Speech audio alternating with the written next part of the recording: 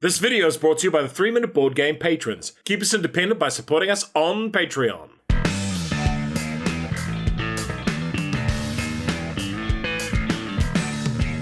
Kia ora koutou and welcome to Don't Starve in about 3 minutes. Prototype copy used. There's a solo mode included. It's a game for 1 to 4 players, playing time is long, and it's a rather complex game. You are trapped on a mysterious island inhabited by nightmare forces and strange beings. Can you explore, run, craft, and fight your way to survival? The game has scenarios, and you will win if you complete all the objectives in the scenario's deck of cards. The game can last up to 6 rounds tracked here. You lose if you haven't won the scenario when the time runs out, or if your health falls to 0 and you cannot resurrect with a meat effigy. Yep. Dice. There are grey character dice and blue monster dice to roll. Upgrades. You'll constantly be crafting new gear throughout the game. Each player has a board with their player cards and tokens. This tracker, set to the values on your character board, a character die, and reroll tokens. Any resources you gain go into the slots on your board, and all items you craft will use them. Each scenario will have its own unique setup rules and instructions. Follow them. The game starts with the action phase, and after each action you'll flip your token to an active,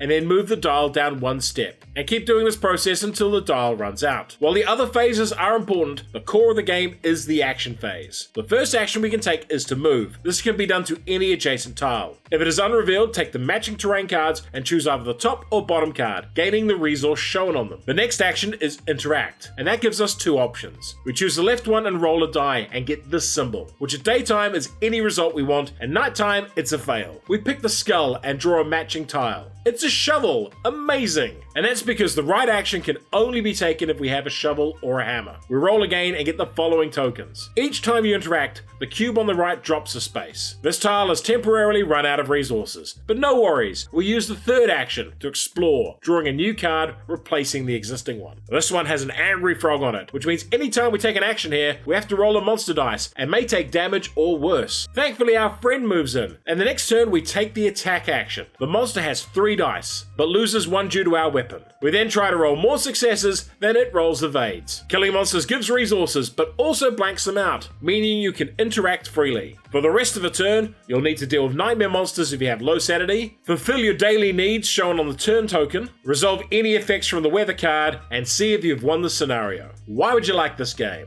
Don't Starve is the board game of the very popular survival horror computer game of the same name. I was drawn to the game because of its art style. The quaint gothic cartoony characters look and feel like a nice crossover point between Tim Burton and Jonah Vasquez. The gameplay here is what you'd expect from survival horror. A fair bit of randomness from the weather cards, regions you find and monster rolls, but all of that can be mitigated by properly using your resources to build the appropriate equipment. I found the game considerably easier to manage with more than 1 character, and I suspect group play will be more rewarding than just 1 character at a time. There are clearly some campaign elements that were not available in this demo version, because there's a base you can build up and interact with. All up, this is a pretty heavy game, and one that might be too much for some casual gamers, but right at home for experienced people looking for a survival horror experience. The best thing about this game is the crafting book. All the recipes in one place that you can pass around. However, survival games have a common flaw for me, and Don't Speak is no exception. They start off hellishly difficult as you have no idea what to craft and what builds you need to do first. As you get familiar with the game, it shifts and it becomes much easier.